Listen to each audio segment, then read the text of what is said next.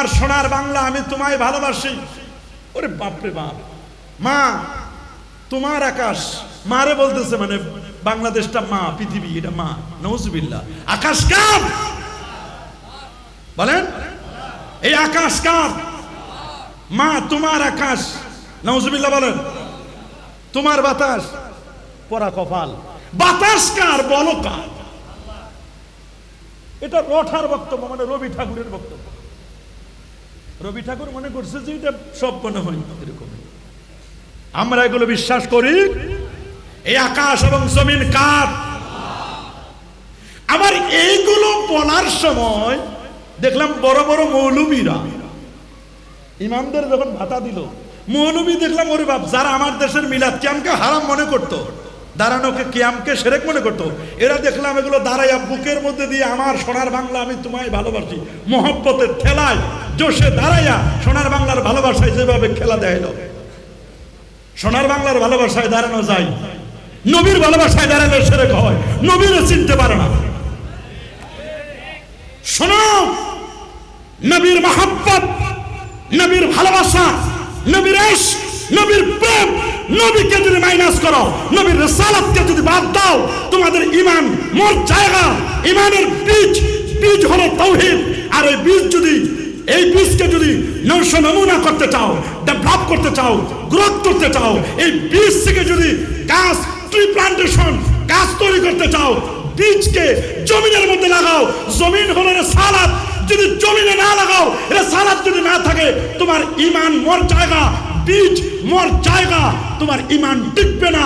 ঈমান নমুনা হয়, গ্রোথ হয়, ডেভেলপ হয় নবীর রিসালাতের দ্বারা। এটা আমাদের বুঝার জন্য যেতে হবে আল্লাহর ওলিদের দরবারে। ইমাম আহমদ বিন হাম্বল ছাত্রের মতো আদবের সাথে বসে গেলেন। সুবহানাল্লাহ বলেন। ঈমানের আগেও আদব, ইসলামের আগেও আদব, ইহসানের আগেও আদব। হাদিসে জিবরিলের মধ্যে স্পষ্ট লেখা,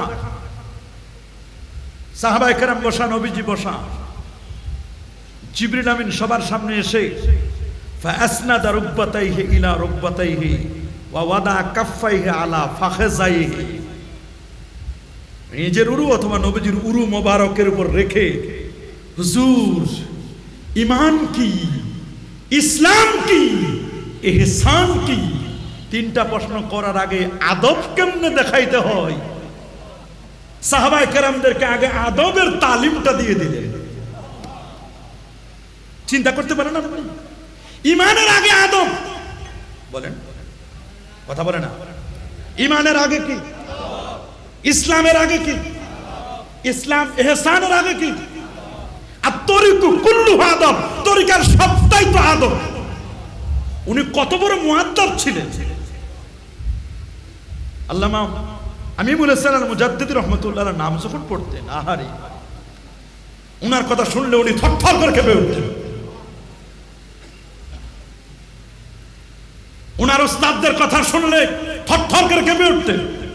আল্লামা কাশগরি হুজুর রহমতুল্লাহ আলাইহি, যে সমস্ত ওই যুগে যারা আলেম ওলামা ছিল উনাকে চিনতেন।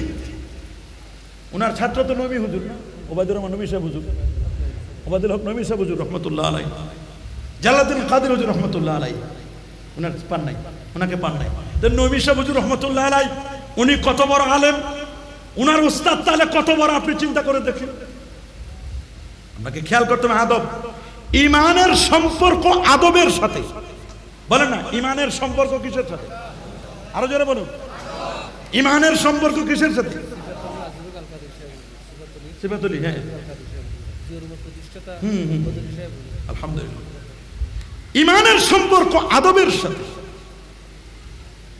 ঈমানের সম্পর্ক মহব্বতের সাথে, ঈমানের সম্পর্ক ব্রেন এলেমের সাথে নয়।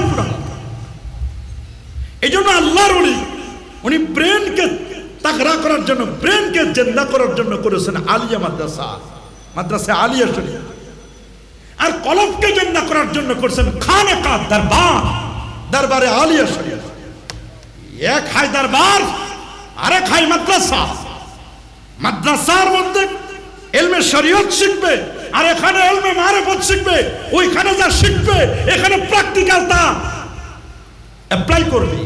যেখানে মেডিকেল কলেজ ওইখানে হসপিটাল, বলেন না, যেখানে মেডিকেল কলেজ, তুমি যত বড় ডাক্তার হও, ইন্টার্নি না করলে তুমি ভালো ডাক্তার হতে পারবা না। বই পড়ে ডাক্তার হওয়া যায় না। তুমি মিশকাতে পড়েছো, তুমি মুসনাদে আবি হানিফা পড়েছো, তুমি বুখারী শরীফ পড়েছো, সহিহ মুসলিমে পড়েছো, আন তা'বুদাল্লাহা কাআন্নাকা তারা ফাইন লাম তাকুন তারা ফাইন্নাহু ইয়ারাকা। তুমি জানো না এটা কি জিনিস? বলছি এটা যদি বুঝতে চাও তাহলে খানকায় আল্লাহর ওলির জিকিরের হালে বসে যাও। ওইখানে থিওরিক্যাল, মাদ্রাসা এখানে শিখবা, মাদ্রাসায় ইনস্টল করে দিবে ব্রেনে, আর খানকা ইনস্টল করবে কলবে। ব্রেন আর কলব এই দুইটা মিলাই এই জায়গা দিয়ে ডেলিভারি দিবা, তখন আর ভুল হবে না। যদি এই জায়গা থেকে ডেলিভারি দাও তাহলে ভুল হবে, এই জায়গার সম্পর্ক নাই, কারণ এই জায়গাটা চলে ব্রেন। বিজ্ঞানীরা বলছেন ব্রেনটার ওজন কত? ব্রেন হলো 3 পাউন্ড, কত? 1.5 কেজি। আমাদের মগজ কত? 1.5 কেজি ওজনের মগজ, 1.5 কেজি ওজনের মগজ। 1.5 কেজি ঠিক হবে এখানে, মানে মাদ্রাসায়। মাদ্রাসা কোন দিকে? এখানে না, কাছে, এদিকে মাদ্রাসা। এখানে ঠিক হবে মাদ্রাসায় ব্রেন, আর কলব ঠিক হবে এই জায়গায়। আল্লাহু আকবার বলেন। এই জন্য ইব্রাহিম আল খাওয়াস রহমাতুল্লাহ আলাইহি উনি বলছেন ইন্না দাওয়া আল কলবে, নেটে সার্চ দেন পেয়ে যাবেন, ইব্রাহিম আল খাওয়াসের লেখা, একর স্ট্রাকচার সহ লিখ দিয়ে দিবে, কলব দিয়ে 5টা দিয়ে দিবে। ইন্না দাওয়া আল কলবে খামসাতু আশিয়া, কলবের চিকিৎসা হলো 5টা জিনিসের দ্বারা। বলেন কয়টা? সবার মুখে। এগুলো তরিকতপন্থীদের মুখস্থ থাকা দরকার। কলবের চিকিৎসা হয় কয়টা জিনিসের দ্বারা? হাতটা দেখান, কয়টা? আরো জোরে, সবার মুখে। নাম্বার 1, 1 নম্বর বলে দিয়েছেন আত-তিলাওয়া মা আত-তাফাক্কুর ওয়া আত-তাদাব্বুর। কোরআন তেলাওয়াত করতে হবে বুঝে শুনে। সুবহানাল্লাহ বলেন। তিলাওয়াত আছে, তাফাক্কুরও নাই, তাদাব্বুরও নাই। বলেন তিলাওয়াত আছে, তাফাক্কুরও নাই, তাদাব্বুরও নাই। আফালা ইয়াতাদাব্বারুনাল কোরআন আম আলা কুলুবিন আকফালুহা। কি হয়েছে? তারা কোরআন নিয়ে কেন তাদাব্বুর করে না? তাদের অন্তরে কি তালা ঢুকাই দেওয়া হয়েছে? তালা মারা হয়েছে? কোরআন নিয়ে আমাদের কোনো তাদাব্বুর নাই, তাফাক্কুর নাই। আছে নাকি? কোরআনের তাদাব্বুর তাফাক্কুর নাই। তিলাওয়াত করতে হবে বুঝে শুনে। সুবহানাল্লাহ বলেন, আল্লাহু আকবার বলেন। এটা 1 নম্বর কলবের চিকিৎসা। আপনারা তেলাওয়াত করেন, মাগরিবের পরে তেলাওয়াত, ফজরের পরে তেলাওয়াত, এশার পরে সূরা ওয়াকিয়ার তেলাওয়াত, মাগরিবের পরে মুলকের তেলাওয়াত, ফজরের পরে সূরা ইয়াসিনের তেলাওয়াত। আমাদের মাদ্রাসার 22,000 ছাত্র, মোটামুটি 15-16 হাজার তো মাদ্রাসায় থাকে।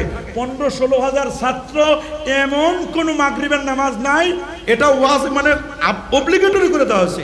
মাগরিবের পরে তেলাওয়াত, এশার পরে তেলাওয়াত, ফজরের পরে তেলাওয়াত, 3 সময়ের তেলাওয়াত না করে একটা ছাত্র ত্যাগ করার সুযোগ নেই, মসজিদ ত্যাগ করার। এইরকম ছাত্র বানাতে হবে। আওয়াবিন পড়নেওয়ালা আল্লাহর নবীর টার্গেট ছিল এটা। আপনার ঈমানের সাথে যদি আমল থাকে তাহলে আপনি হবেন জান্নাতুল ফিরদাউসের মেহমান। তা 3 দিনের মেহমান না, খালিদিনা ফিহা, স্থায়ী মেহমান। ঈমানের সাথে যদি তাকওয়া থাকে আপনি হবেন আল্লাহর ওলি। আল্লাযিনা আমানু ওয়া কানু ইয়াত্তাকুন ইন্নাল্লাযিনা আমানু ওয়া আমিলুস সালিহাতি কানাত লাহুম জান্নাতুল ফিরদাউসি নুজুলা খালিদিনা ফিহা। আল্লাহু আকবার বলেন।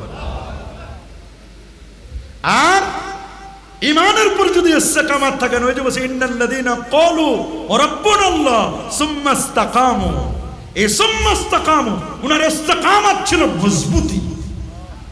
সুখে দুঃখে আপদে বিপদে উনাকে কেউ টলাইতে পারে নাই। কতজনে কত লোভ দেখাইছে, উনি যায়নি। আল্লাহু আকবার বলেন।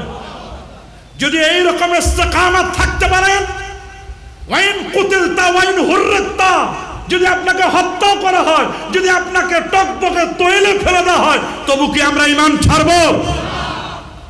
ছাড়বো নাকি? আমাদের ঈমান তো কচু পাতার পানির মতো। আমাদের ঈমান কিসের মতো?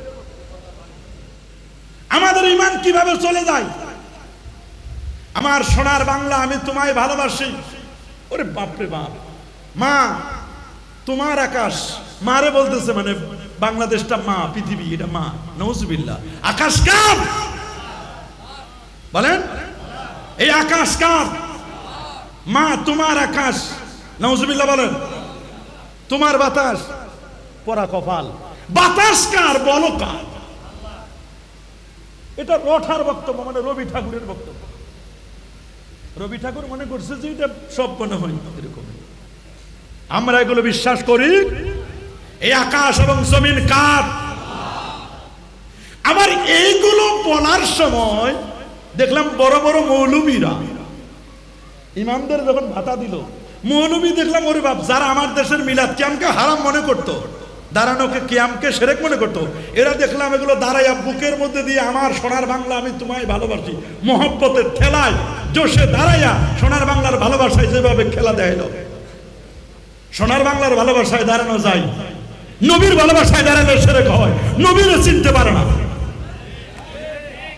শোনো, নবীর মহব্বত, নবীর ভালোবাসা, নবীর ইশক, নবীর প্রেম, নবীকে যদি মাইনাস করো, নবীর রিসালাতকে যদি বাদ দাও, তোমাদের ঈমান মোর জায়গা। ঈমানের বীজ হলো তাওহীদ।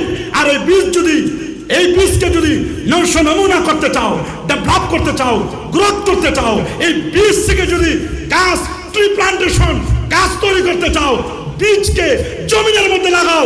জমিন হলো রিসালাত। যদি জমিনে না লাগাও, রিসালাত যদি না থাকে, তোমার ঈমান মোর জায়গা, বীজ মোর জায়গা, তোমার ঈমান টিকবে না। ঈমান নমুনা হয়, গ্রোথ হয়, ডেভেলপ হয় নবীর রিসালাতের দ্বারা।